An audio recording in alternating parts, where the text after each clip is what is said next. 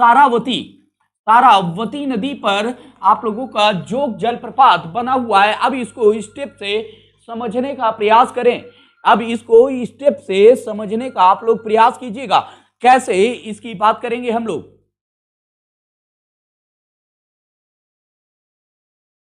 चलिए इसको समझने का हम लोग प्रयास करेंगे। भारत का सबसे ऊंचा जलप्रपात, यदि हम लोग इसको स्टेप में समझिए तो भारत का सबसे ऊंचा जलप्रपात कौन सा हो जाएगा? क्या जोग है, या कूचिकल है, या राकिम है, या केवती है? ठीक, अब केवत की बात कर रहे हैं तो इसको समझिएगा कि सबसे ऊंचा जलप्रपात कौन सा हो जाएगा? कूचिकल जलप्रपात है। कर्नाटक राज्य में स्थित है। नेक्स्ट की बात करें तो इसी चीज पे एक पॉइंट और लिख लीजिएगा कि जो आपका जोग जलप्रपात है इसी को गरसोप्पा जलप्रपात के नाम से भी, सोप्पा जलप्रपात के नाम से भी जानते हैं। इसी को आप लोग महात्मा गांधी जलप्रपात के नाम से भी जानते हैं। तो इसको किसी भी नाम से आप लोगों से पूछा जाएगा तो आप लोगों को इसके साथ कनेक्ट करते हुए चलना है। नेक्स्ट पॉइंट की बात करें, राकिम कुंड की बात करते हैं हम लोग। तो आपका राकिम कुंड जब भी हम लोग बात करेंगे तो यहां पर आप लोगों को स्पष्ट होना चाहिए कि कौन कौन से जलप्रपात आपके कहां पर स्थित है। केवती की बात करें तो केवती कहां पर है आपका? या रीवा में स्थित है। कहां पर? रीवा।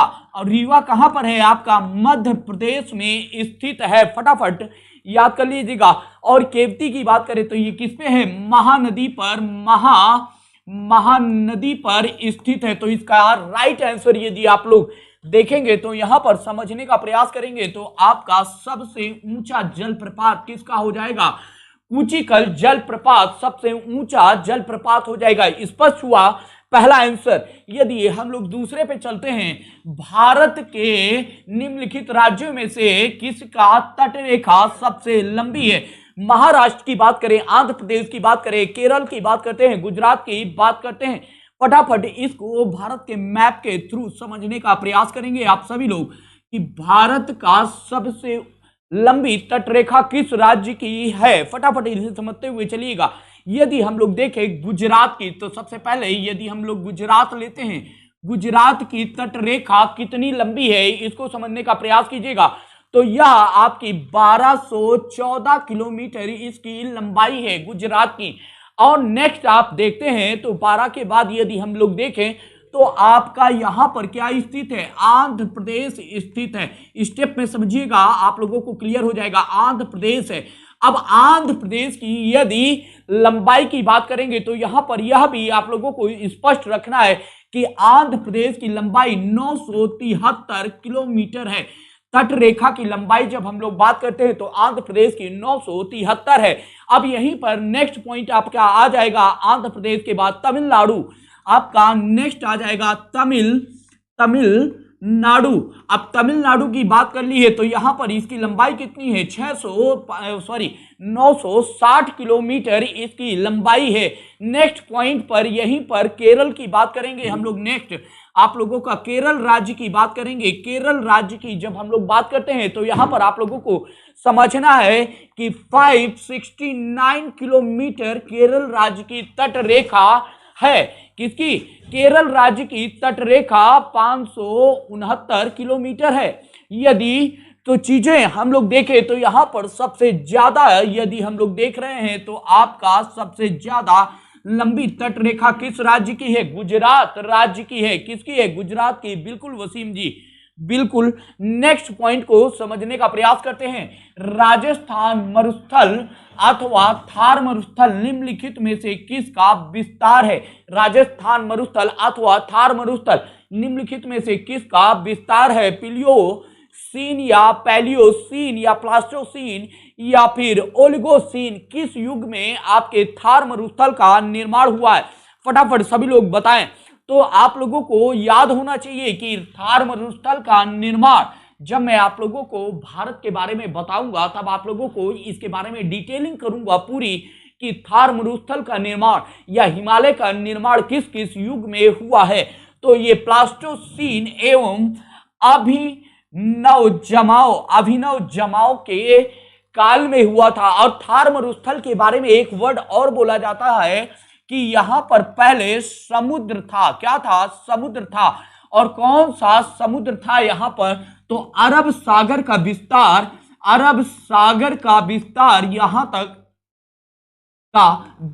यहां तक माना जाता है।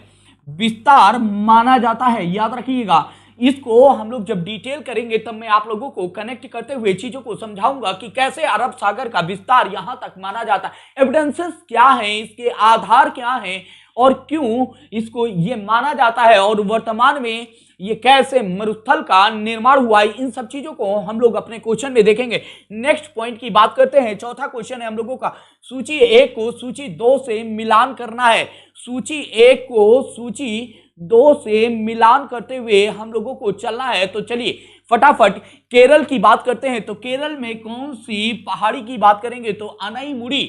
केरल की सबसे ऊंची चोटी कौन सी है? अनाईमुड़ी है। नागालैंड की यदि हम लोग बात करेंगे तो नागालैंड में यदि आप लोग देखेंगे सारामती आप लोगों की। नेक्स्ट पॉइंट की बात करते हैं। उत्तराखंड की बात करें तो उत्तराखंड में आप लोगों को पता है उत्तराखंड में कौन सी है? नंदा देवी है। तमिलनाडु की बात करेंगे दोदा बेटा हो जाएगी। तो यहां पर 3 4 1 2 3 4 1 2 3 4 2 1 3 4 2 1 अर्थात आपका सी ऑप्शन क्या हो जाएगा बेटा? यहां पर सी ऑप्शन जो होगा वो आपका राइट आंसर हो जाएगा। वसीम जी बहुत अच्छे बेटा, बहुत अच्छे। नेक्स्ट पॉइंट की बात करते हैं। वनस्पति जलवायु का सही सूचक है, यह कथन संबंधित है। थॉर्नवेट का है, ये कोपेन का है, ये ट्रूवर्थ का है, ये टैम्प्स का है। फटाफट बताइए किसने यह स्टेप दिया था, किसने यह कहा था? तो याद रखिएगा कि यह शब्द किसने कहा था? यह शब्द वनस्पति जलवायु का सही सूचक है तो ये थॉर्नवेट ने कहा था। और किसके परिप्रेक्ष्य में कहा था ये भी याद रख लीजिएगा, क्योंकि प्रश्न आप लोगों से पूछा जा सकता है कि किसके परिप्रेक्ष्य में कहा गया था। तो यह जल संसाधन याद रखना है आप लोगों को। जल संसाधन संभाव्य के रूप में जब जल संसाधन की संभावना थॉर्नवेट ने बताई थी तो उसमें यह स्टेटमेंट दिया था। तो ये इसका राइट आंसर क्या हो जाएगा? आपका ए ऑप्शन राइट हो जाएगा। क्या हो जाएगा? इसका ए ऑप्शन आपका राइट हो जाएगा। नेक्स्ट क्वेश्चन पे चलते हैं। निम्नलिखित कथनों में से सही सुमेलित नहीं है या सही नहीं है।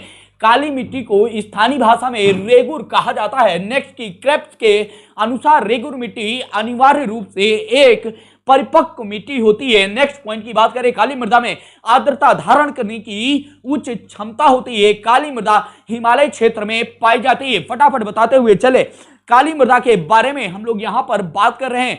अब काली मृदा कहां पर पाई जाती है सभी लोग बताते हुए चले। कह रहा है सही नहीं है। तो यहां पर सबसे पहला पॉइंट ये हो जाएगा, काली मृदा हिमालय क्षेत्र में पाई जाती है। तो हिमालय क्षेत्र में काली मृदा नहीं पाई जाती है। हिमालय क्षेत्र में कौन सी मृदा पाई जाएगी इसको भी समझ लीजिएगा। हिमालय क्षेत्र की बात करेंगे, यहां पर जलोढ़ मृदा पाई जाएगी। कौन सी? जलोढ़ मृदा के अंश पाए जाएंगे। या फिर यहां पर पर्वतीय मृदा पाई जाएगी। कौन सी? पर्वतीय मृदा पाई जाएगी। क्योंकि हिमालय का निर्माण किससे हुआ है? 33 सागर से हुआ है। किससे हुआ है? अब इसको समझने का प्रयास कीजिएगा सभी लोग इसको समझने का प्रयास कीजिएगा। हिमालय का जो निर्माण हुआ है, हिमालय का निर्माण की बात करेंगे तो यहां पर इसका निर्माण किससे हुआ है? आपके 33 सागर के 33 सागर के मलबे से हुआ है। मलबे से हुआ है। अच्छा, ये मलबे से हुआ तो यहां पर एक चीज और याद रखिएगा, जब मलबे की बात कर रहे हैं हम लोग, किसके? 33 सागर के मलबे की। तो मलबा किनका निक्षेप होता है? नदियों के द्वारा लाया गया निक्षेप होता है। किसका होता है? फटाफट समझने का प्रयास कीजिए। नदियों के द्वारा लाया गया निक्षेप है। अब निक्षेप की बात कर रहे हैं हम लोग, नदियों के द्वारा लाया गया निक्षेप की चर्चा कर रहे हैं। तो इसको समझिएगा कि जब लाया गया निक्षेप है अर्थात ये कैसी होगी? या आपकी जलोढ़ मृदा का क्षेत्र हो सकता है। जलोढ़ मृदा का लेकिन जब काली मृदा की बात करते हैं तो यहां पर यह भी समझ लीजिएगा, काली मृदा की जब भी हम लोग बात करते हैं तो इग्निशियस रॉक की बात करते हैं। काली मृदा की बात करेंगे तो आग्नेय चट्टान की बात करते हैं। आग्नेय चट्टान का निर्माण किससे हुआ है? लावे से हुआ है। अब लावे से हुआ है तो लावे का जब इरोजन होगा, क्षरण होगा, तो क्या बनेगा? काली मृदा का क्षेत्र बनेगा। अब क्यों लावे के इरोजन से होगा? क्योंकि लावे का निर्माण बेसाल्ट से हुआ है, और बेसाल्ट में यदि देखा जाए तो क्या पाया जाता है? निकिल और फेरस पाया जाता है। क्यों निकिल और फेरस पाया जाता है?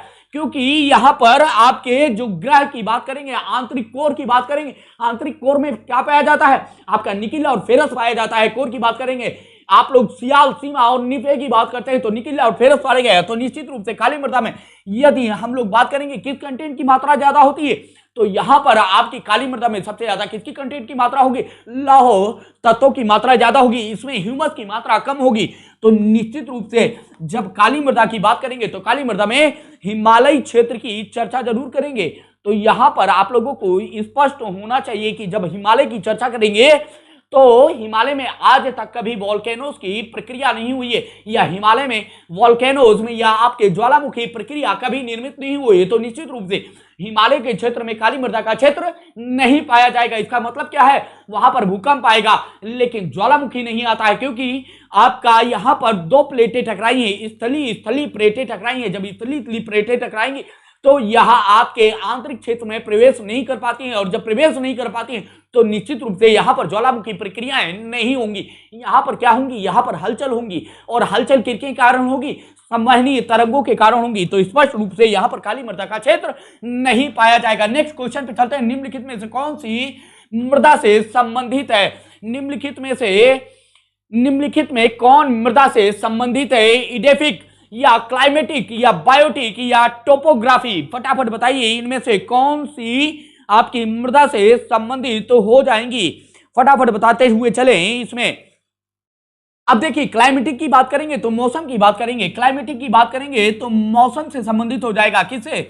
मौसम से संबंधित होगा। बायोटिक की बात करेंगे तो फटाफट बताते हुए चलिए, इसमें कोई बड़ा मंत्र नहीं है। इसमें बायोटिक की बात करेंगे तो जैविक घटक की बात करेंगे। किसकी बात करेंगे?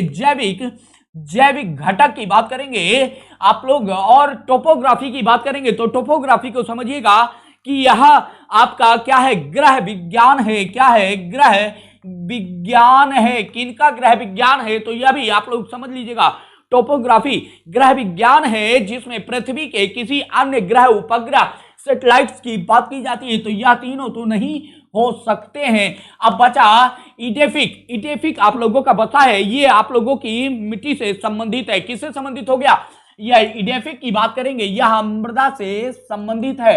मृदा से संबंधित है। क्लियर समझ में आ रहा है सभी लोगों को कि यह मृदा से संबंधित हो जाएगा। तो सातवें का ए ऑप्शन आपका राइट हो जाएगा। सातवें का यदि हम लोग देखेंगे तो यहां पर ए ऑप्शन राइट हो जाएगा। आठवें की, निम्नलिखित राज्यों में से कौन इलायची और काली मिर्च के लिए सबसे बड़ा उत्पादक है?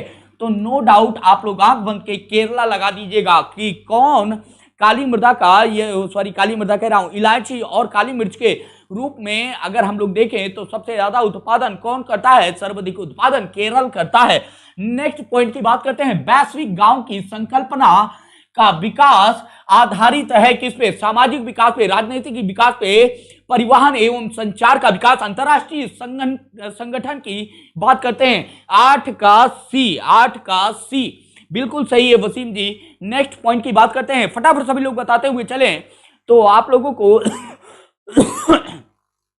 वैश्विक गांव की संकल्पना की बात करेंगे तो यहां पर एक चीज याद रख लीजिएगा कि जब भी हम लोग वैश्विक गांव की संकल्पना की बात करते हैं तो इसका मतलब है कि परिवहन और संचार का विकास होना। इसका मतलब क्या हो गया?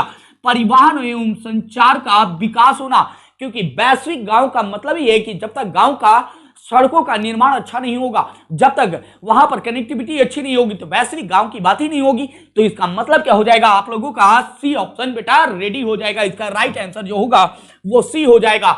नेक्स्ट की बात करते हैं। निम्नलिखित देशों में से किसमें पंपास घास का मैदान स्थित है? निम्नलिखित देशों में से किसमें पंपास घास का मैदान स्थित है? फटाफट बताते हुए चलिए, किसमें पंपास घास का मैदान स्थित है? फटाफट बताइए कि पंपास घास का मैदान कहां पर पाया जाता है सभी लोग। तो आप लोगों को पता होना चाहिए पंपास घास का मैदान कहां पर पाया जाएगा? अर्जेंटीना में पाया जाता है। कहां पर पाया जाता है? अर्जेंटीना में पंपास घास का मैदान पाए जाते हैं। ये कैसी है? ये शीतोष्ण कटिबंधीय घास है। ये कैसी है?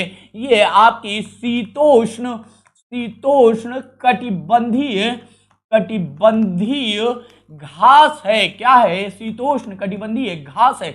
अब यहां पर थोड़ा सा दिमाग लगाएंगे तो आप लोगों को यह क्लियर हो जाएगा कि यदि हम लोग बात करेंगे विषुवतीय क्षेत्र की तो यहां पर सघन वन पाए जाते हैं। तो निश्चित रूप से जब यहां पर विषुवतीय क्षेत्र की चर्चा करेंगे तो ये समझते हुए चलिएगा विषुवतीय क्षेत्र में कैसे वन पाए जाएंगे। तो यहां पर समझिएगा, यहां पर यदि हम लोग चर्चा करेंगे तो यहां सघन वन पाए जाएंगे, सघन वन पाए जाएंगे। और जहां पर सघन वन पाए जाएंगे तो वहां पर कतई कभी नहीं घास के मैदान पाए जाएंगे। नेक्स्ट पॉइंट की बात करें, आप लोगों का लगभग यदि हम लोग बात करें आपका 31 डिग्री अक्षांश उत्तरी और दक्षिणी अक्षांश की बात करते हैं, ये आप लोगों का कौन सा क्षेत्र हो जाएगा? ये आपका उष्ण कटिबंधीय क्षेत्र की बात कर रहे हैं। किसकी बात कर रहे हैं? उष्ण कटिबंधीय क्षेत्र की बात करते हैं। तो कटिबंधीय क्षेत्र में आप लोगों के वनों की संख्या कैसी होगी? वन कैसे पाए जाएंगे? यहां पर पर्णपाती वन पाए जाते हैं, पर्णपाती वन पाए जाते हैं और इनके मध्य में बहुत ज्यादा स्पेस नहीं होता है। लेकिन जैसे ही हम शीतोष्ण कटिबंधीय क्षेत्र की बात करते हैं, शीतोष्ण कटिबंधीय क्षेत्र की बात करते हैं तो यहां पर आप लोगों को स्पष्ट होना चाहिए शीतोष्ण कटिबंधीय क्षेत्र में बहुत ज्यादा वन नहीं पाए जाते। इनके बीच में वन कैसे होंगे? आपके क्रिसमस या फिर आप लोग ये समझ लीजिए कि आपके शंकुधारी वन पाए जाएंगे। यहां पर कैसे वन पाए जाते हैं? शंकुधारी वन पाए जाते हैं। और शंकुधारी वन पाए जाने के कारण यहां पर इनके बीच में काफी दूर दूर तक गैप क्रिएट होता है। और गैप क्रिएट होने के कारण इन क्षेत्रों में बड़े बड़े घास के मैदान निर्मित होते हैं। जब बड़े घास के मैदान निर्मित होंगे तो यहां पर पशुधन का उत्पादन ज्यादा होगा और पशुधन का उत्पादन होगा तो निश्चित रूप से यहां डेयरी उद्योग का विकास होगा। तो निश्चित रूप से अर्जेंटीना आपका डेयरी उद्योग के लिए भी फेमस है। क्लियर है? चलिए नेक्स्ट क्वेश्चन पे चलते हैं। निम्नलिखित युग्म में से कौन सा सही सुमेलित नहीं है? सही सुमेलित नहीं है। मरुस्थल और देश की बात करते हैं, मरुस्थल और देश की बात करते हुए आगे चलते हैं हम लोग। फटाफट बात करते हैं सोनोरन की बात करते हैं। तो सोनोरन आपका कहां पर है? संयुक्त राज्य अमेरिका में स्थित है। तो यह बिल्कुल राइट है। टकला मकान की बात करते हैं तो टकला मकान कहां पर स्थित है? आपका चीन में स्थित है। काराकुम की बात करते हैं तुर्कमेनिस्तान दे रहा है यहां पर, तो तुर्कमेनिस्तान बिल्कुल सही है। गिब्सन की बात करेंगे तो यह ब्राजील में ना होकर बेटा ये कहां पर है? आपका ऑस्ट्रेलिया में स्थित है। कहां पर स्थित है? ऑस्ट्रेलिया में स्थित है। तो इसका मतलब क्या हो गया कि ये तीनों आपके सही हैं, ये तीनों आपके सही है। लेकिन यदि हम डी ऑप्शन को ध्यान देंगे तो डी ऑप्शन आपका कैसा हो जाएगा? यहां पर डी ऑप्शन को देखेंगे तो डी ऑप्शन विस्तार क्षेत्र सदाबहार वन पाए जाते हैं, बट बिल्कुल सही है। गिब्सन की बात करेंगे तो यहां पर ऑस्ट्रेलिया जो क्षेत्र होगा वहां पर गिब्सन का मैदान पाया जाता है। नेक्स्ट पॉइंट की बात करते हैं। निम्नलिखित नदियों में किसके मुहाने पर पक्षी के पंजे की आकृति वाले डेल्टा का निर्माण होता है? पक्षी के पंजे वाली स्थिति में आप लोगों का आकृति वाली डेल्टा का निर्माण होता है। हांगो में, नील में, डेन्यूब में या मिसिसिपी में? फटाफट बताते हुए चले।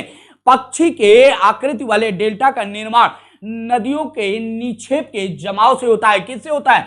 नदियों के निक्षेप के जमाव से होता है। नदियों के पॉइंट लिखते जाइएगा। नदियों के निक्षेप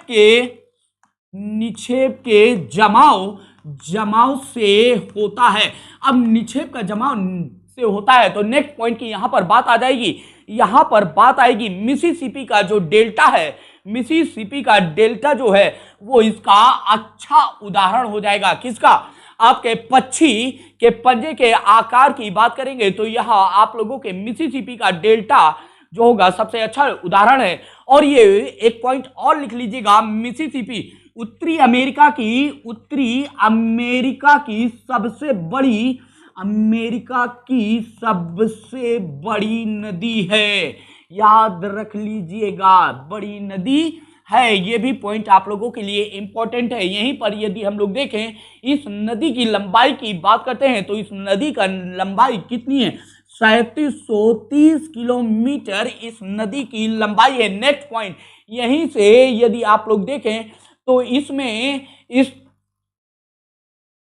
ताश का झील का निर्माण होता है। इस ताश का झील का निर्माण होता है जो आप लोगों के लिए अति आवश्यक है। और यह जाकर कहां पर गिरती है, तो यह भी पॉइंट याद रख लीजिएगा, यह मैक्सिको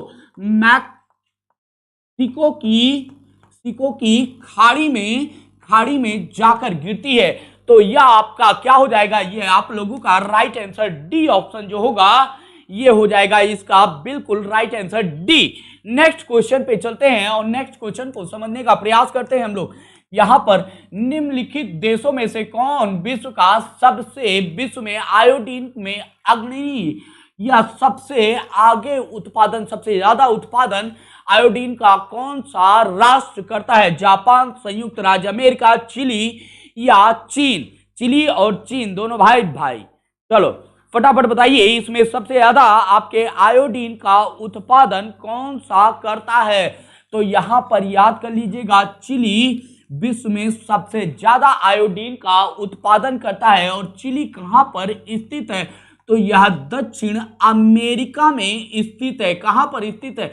यह आपके दक्षिण अमेरिका में स्थित है। क्लियर समझिएगा कि, और यदि यहां पर देखा जाए तो यह एंडीज और प्रशांत महासागर के मध्य में, किसके? दक्षिण अमेरिका में है ये एंडीज की बात कर रहे हैं, एंडीज और पैसिफिक ओशियन या फिर प्रशांत महासागर के मध्य स्थित है। ये भी याद रख लीजिएगा कि यहां पर दक्षिणी अमेरिका की बात आई है तो दक्षिणी अमेरिका में एंडीज पर्वत पाया जाता है आप लोगों का। नेक्स्ट पॉइंट की हम लोग चर्चा करते हैं। तो नेक्स्ट पॉइंट, निम्नलिखित कॉफी उत्पादन देशों को उनके कॉफी उत्पादन को आरोही क्रम में व्यवस्थित करें और नीचे दिए गए कूट से सही उत्तर का चयन करें। Colombia, Vietnam, Brazil, Indonesia.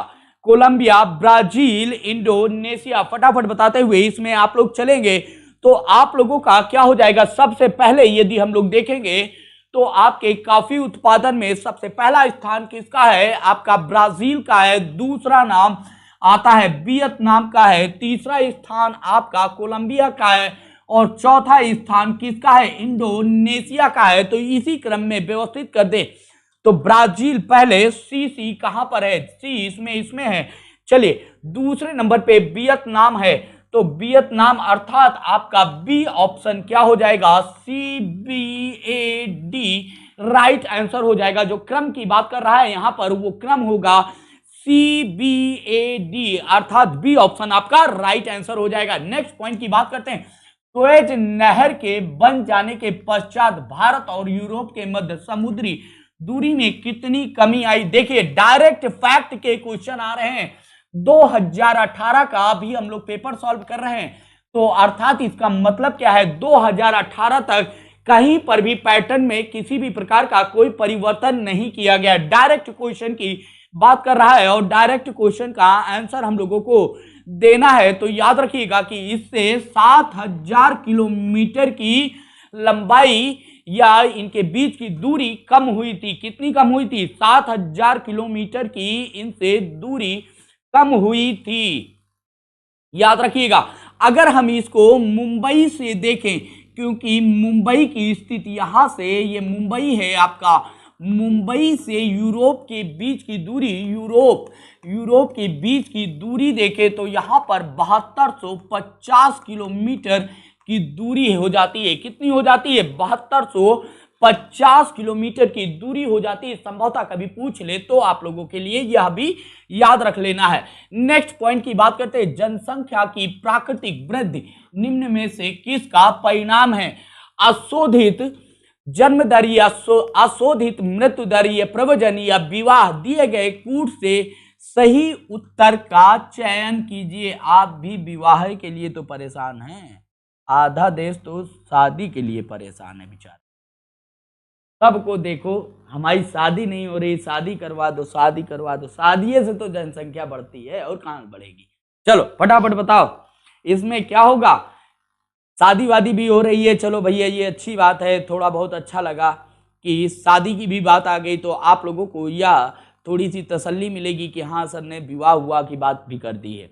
तो इसमें आप लोगों का किसका परिणाम है फटाफट बताते हुए चले। तो सबसे पहले अशोधित अशोधित जन्म दर की बात करेंगे। अशोधित जन्म दर और अशोधित मृत्यु दर जो होगी उसके आधार पर ही आपकी जनसंख्या वृद्धि होती है। किसके आधार पर? अशोधित, यदि हम लोग बात करें यहाँ पर अशोधित जन्म दर और मृत्यु दर यदि आप लोगों को ज्ञात हो जाए तो आपको जनसंख्या की प्राकृतिक वृद्धि में निम्न में से किसका परिणाम है, तो ये दोनों का परिणाम होगी। किसका परिणाम हो जाएगी? 1 और 2 का परिणाम हो जाएगी। क्लियर है सभी लोगों को। चलिए नेक्स्ट पॉइंट की बात करें। निम्नलिखित राज्यों में कौन आर्थिक दृष्टि से सबसे ऊपर, लेकिन लिंगानुपात के आधार पर सेम 2017 का क्वेश्चन रिपीट हुआ है। सेम 2017 का क्वेश्चन रिपीट हुआ है। आर्थिक दृष्टि से हरियाणा सबसे ऊपर है और यदि देखें लिंगानुपात के आधार पर हरियाणा बहुत अच्छा है। कितना है? बेचारे आधे से बेचारे कितने लोग कुंवारे रह जा रहे हैं। कितना है यहाँ पर लिंगानुपात? 879 यहाँ का लिंगानुपात है। ठीक है, चलिए नेक्स्ट क्वेश्चन पे चलते हैं। संयुक्त राष्ट्र के आर्थिक एवं सामाजिक मामलों के विभाग के अनुसार विश्व का कुल जनसंख्या, विश्व की होगा यहाँ पर, विश्व की कुल जनसंख्या का कितना प्रतिशतांक शहरी क्षेत्रों में निवास करता है? 25, 35, 45, 55।